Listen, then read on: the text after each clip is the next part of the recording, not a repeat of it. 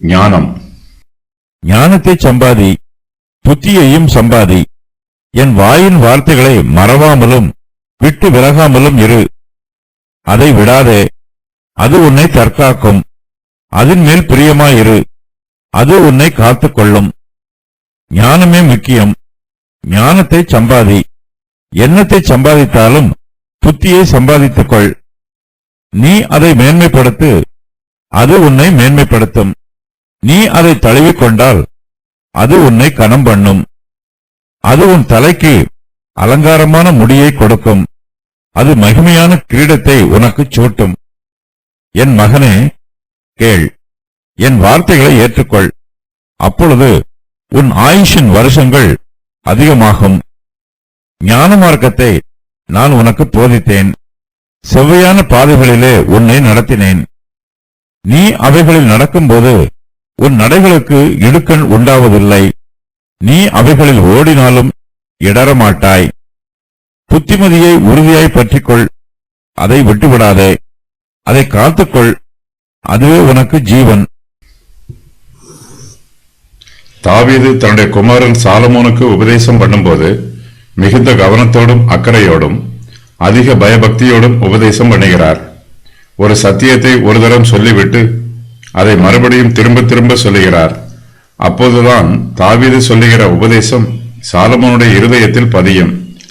தாவீது தன்னுடைய உபதேசத்தை பற்றி சொல்லும்போது அதை என் வார்த்தைகள், என் கட்டளைகள், என் வாயின் வார்த்தைகள் என்று சொல்லுகிறார்.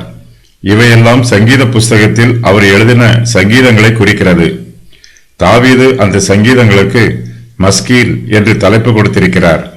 இதற்கு போதக சங்கீதம் என்று அர்த்தமாகும். தாவீது எழுதின போதக சங்கீதத்தில் 2 சங்கீதங்கள் சாலமோனுக்காக எழுதப்பட்டிருக்கிறது. சாலமோன் தாவீதின் வார்த்தைகளை கேட்டு அதை ஏற்றுக்கொள்ள வேண்டும். அவர் தாவீதின் வார்த்தைகளை காத்துக்கொள்ள வேண்டும். அவருடைய கட்டளைகளை கைக்கொள்ள வேண்டும். தாவீதின் வார்த்தைகள் சாலமோனின் இருதயத்திலும் இருக்க வேண்டும், அவருடைய நினைவிலும் இருக்க வேண்டும். சாலமோன் தாவீதின் வார்த்தைகளை ஒருபோதும் மறந்துவிடக்கூடாது. அதற்கு முக்கியத்துவம் கொடுக்காமல் அசட்டை பண்ணிவிடக்கூடாது. தாவீதின் கட்டளைகள் சாலமோனை ஆளுகை செய்ய வேண்டும். இதை வலியுறுத்துவதற்காக தாவீது சாலமோனிடம், என் கட்டளைகளை கைக்கொள், அப்பொழுது பிழைப்பாய் என்று சொல்லுகிறார். சாலமோன் தாவீதினுடைய வாயின் வார்த்தைகளை மறவாமலும் விட்டு விலகாமலும் இருக்க வேண்டும். சாலமோன் செய்கிற ஒவ்வொரு கிரியையையும் தாவீதின் ஆலோசனை பிரகாரம் இருக்க வேண்டும். தாவீது சொல்லுகிற புத்திமதிகளை சாலமோன் உறுதியாய் பற்றி கொள்ள வேண்டும். அதை விட்டுவிடக்கூடாது. சாலமோன் அதை காத்துக்கொள்ள வேண்டும். தாவீதின் புத்திமதியே சாலமோனுக்கு ஜீவனாயிருக்கும்.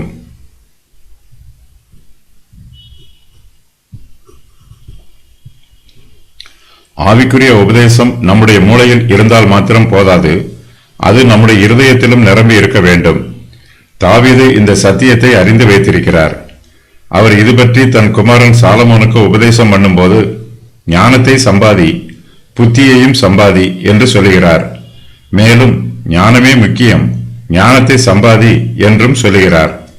நம்முடைய அனுபவங்கள் மூலமாக நாம் ஞானத்தை பெற்றுக் கொள்கிறோம். நாம் அநேக காரியங்களை சம்பாதிக்கலாம். அவை எல்லாவற்றையும் விட ஞானமே முக்கியம். இந்த உலகத்தில் அநேகர் ஐஸ்வர்யங்களை கவனத்தோடு சம்பாதிக்கிறார்கள். விசுவாசிகளாகிய நாமோ ஐஸ்வர்யத்தை சம்பாதிப்பதற்கு கவனம் செலுத்துவதை விட புத்தியை சம்பாதிப்பதற்கு அதிகமான கவனத்தை செலுத்த வேண்டும். மெய்யான ஞானம் தேவனுடைய ஈவு. நாம் ஞானத்தை தேடும்போது கர்த்தர் நமக்கு ஞானத்தை கொடுக்கிறார். நாம் சம்பாதித்த ஞானத்தை நமக்குள் காத்துக்கொள்ள வேண்டும்.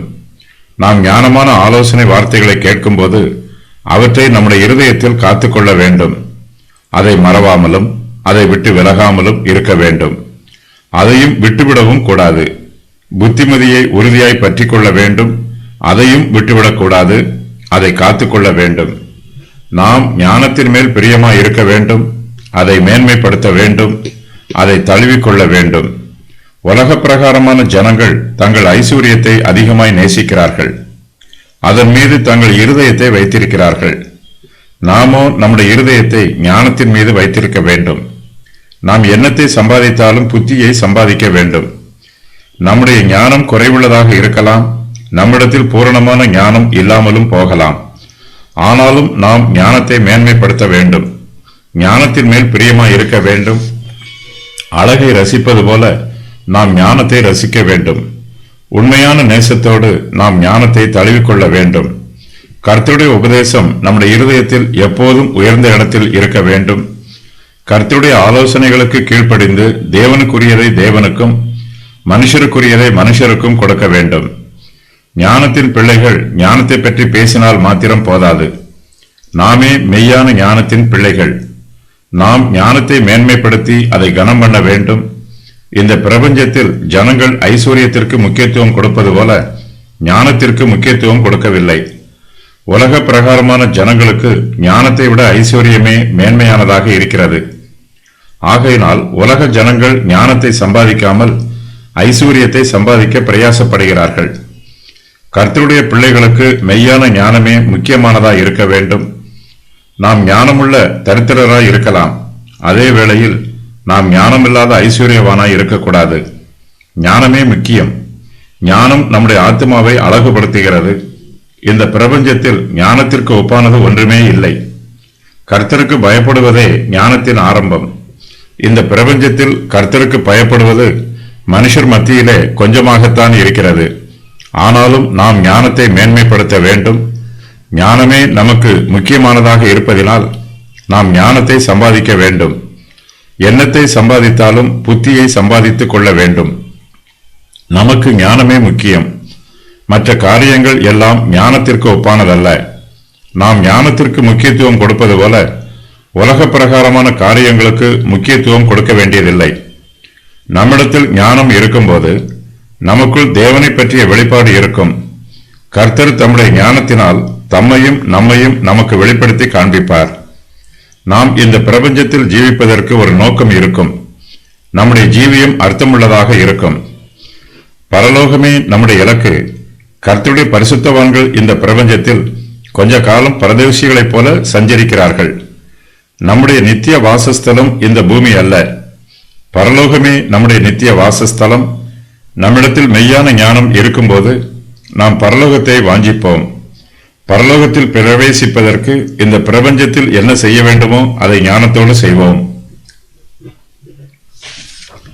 தாவீது சாலமோனுக்கு ஞான மார்க்கத்தை போதித்தார். செவ்வையான பாதைகளிலே அவரை நடத்தினார். தாவீதின் போதனைகள் சாலமோனின் இருதயத்தில் ஆழமாய் பதிந்திருக்கிறது. தாவீது கர்த்தருடைய அடிச்சூடுகளை பின்பற்றி நடந்தார். அதுவே செவ்வையான பாதை.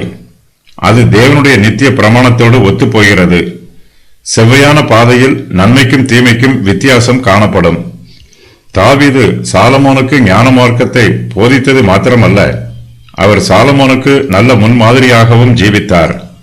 சாலமோன் கைக்கொள்வதற்கு தாவீது தன்னுடைய கட்டளைகளையெல்லாம் அவருக்கு போதித்தார். நம்முடைய கர்த்தராகிய இயேசு கிறிஸ்துவும் நமக்கு இதை போன்ற சத்தியத்தையே உபதேசம் பண்ணியிருக்கிறார். நீ ஜீவனில் பிரவேசிக்க விரும்பினால் கற்பனைகளை கைக்கொள் என்பது இயேசு கிறிஸ்துவின் உபதேசம். மத்தேயு 19:17. நீ என் கட்டளைகளை கைக்கொள் என்பது தாவீதின் உபதேசம். நாம் ஞானமுள்ள வார்த்தைகளை கவனித்து கேட்க வேண்டும். அவற்றை ஏற்றுக்கொள்ள வேண்டும்.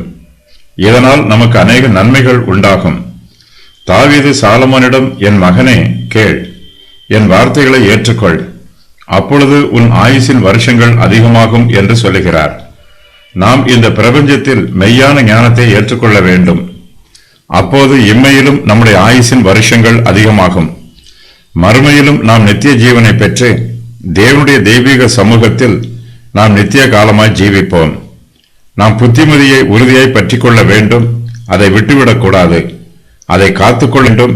அதுவே நமக்கு ஜீவன். நாம் ஞானத்தின் மேல் பிரியமாய் இருக்க வேண்டும். அதை பற்றிக் கொள்ள வேண்டும். அதை மேன்மைப்படுத்தி கனம் பண்ண வேண்டும். அதை தழுவிக்கொள்ள வேண்டும். ஞானம் நம்மை பாவத்தில் இருந்தும் தீமைகளில் இருந்தும் விலக்கி காத்துக்கொள்ளும். நாம் ஞானத்தை காத்துக்கொள்ளும் போது நம்மை நாமே சேதப்படுத்தாமல் காயப்படுத்தாமல் காத்துக்கொள்வோம். வேறு எந்தவிதமான வல்லமைகளும் அந்தகார கிரியைகளும் நம்மை காயப்படுத்தி சேதப்படுத்தாது. நீ வியாபாரத்தை காத்துக்கொள், அது உன்னை காத்துக்கொள்ளும் என்றும், நீ உன் தொழிலை காத்துக்கொள், அது உன்னை காத்துக்கொள்ளும் என்றும் உலக பிரகாரமான ஜனங்கள் புத்திமதிகளை சொல்லுகிறார்கள். இது உலக பிரகாரமான புத்திமதி. விசுவாசிகளாகிய நாமோ ஞானத்தை காத்துக்கொள்ள வேண்டும், அது நம்மை காத்துக்கொள்ளும். நாம் ஞானத்தை மேன்மைப்படுத்த வேண்டும், அப்போது அது நம்மை மேன்மைப்படுத்தும். ஞானத்திற்கு நம்முடைய உதவியும் தேவையில்லை, நம்முடைய ஒத்தாசையும் தேவையில்லை. ஞானமே மேன்மையானது, அதுவே முக்கியமானது. நாம் அதை மேன்மைப்படுத்தினாலும் மேன்மைப்படுத்தாவிட்டாலும் ஞானம் மேன்மையுள்ளதாகவே இருக்கும். நாம் ஞானத்தை மேன்மைப்படுத்தினால் நமக்குத்தான் நன்மை உண்டாகும். நாம் ஞானத்திற்கு செலுத்துவதை ஞானம் நமக்கு திரும்ப செலுத்தும். ஞானம் நம்முடைய தலைக்கு அலங்காரமான முடியை கொடுக்கும், அது நமக்கு மகிமையான கிரீடத்தை சூட்டும். நாம் இந்த பிரபஞ்சத்தில் ஜீவிக்கும் போது ஞானம் நமக்கு கிருபையின் ஆபரணத்தை கொடுக்கும். பரலோகத்திலோ அது நம்முடைய சிரசின் மீது மகிமையான கிரீடத்தை சூட்டும். பரலோகத்தில் சூட்டப்படும் மகிமையான கிரீடம் ஒருபோதும் மாசுபடுவதில்லை, மங்கிப் போவதில்லை. விசுவாசிகளுக்கு ஞான மார்க்கம் போதிக்கப்பட்டிருக்கிறது. நாம் செவ்வையான பாதைகளில் நடக்க வேண்டும், அப்போது நம்முடைய நடைகளுக்கு இடுக்கண் உண்டாவதில்லை.